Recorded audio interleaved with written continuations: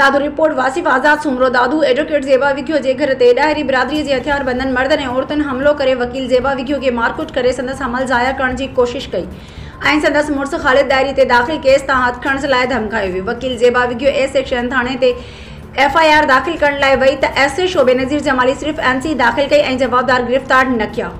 वकील ज़ेबा विघियो वकील महबूब ओढ़ाणा की मार्फत AB 22 की दरख्वास्त दादू कोर्ट में दाख़िल कराए छड़ी। याद रहे त वकील ज़ेबा विघियो जे 5 महीना अॻु ख़ालिद ॾाहिरी सां शादी थी हुई। आवाज़ न्यूज़ दादू।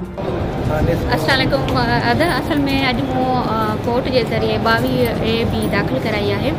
असल में कल जो है मुझे घर वारो ख़ालिद उन कुछ माइट आहिनि अब्दुल फताह ॾाहिरी ऐं उन जो भाउ है हमीद ॾाहिरी ऐं उन जो पुट है मुझे घर वारे जो माजिद ॾाहिरी।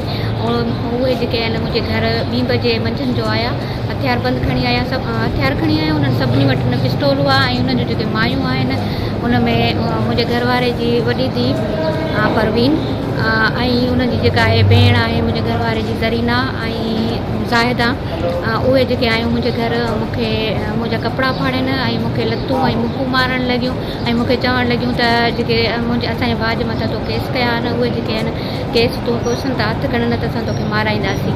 ऐं जीअं ई मां पंहिंजे कोर्ट मां वेंदी आहियां वञा पई त उनजो जेको पुटु आहे 2-3 हथियार बंदि खणी जेको आहे मूंखे हिरासा करण जी कोशिशि बि करे पियो। त मां इहा जेका कंप्लेन आहे A सेक्शन बेनज़ीर जमाली वटि दाख़िल कई है ऐं इहो चयो आहे त FIR लाइ अप्लाई कयो आहे।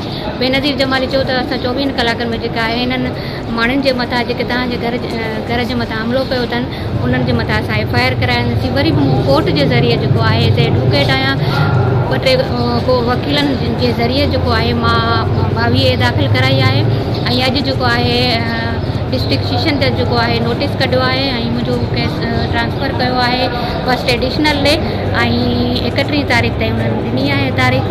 इंशाल्लाह उन्हनि नोटिस वेंदा ऐं मूंखे इहा उमेदु आहे त मुंहिंजी 22 जेका आहे FIR लाइ जेको मां अप्लाई कयो आहे हिननि माण्हुनि जे मथां इहो हलो कंदो। Thank you so much.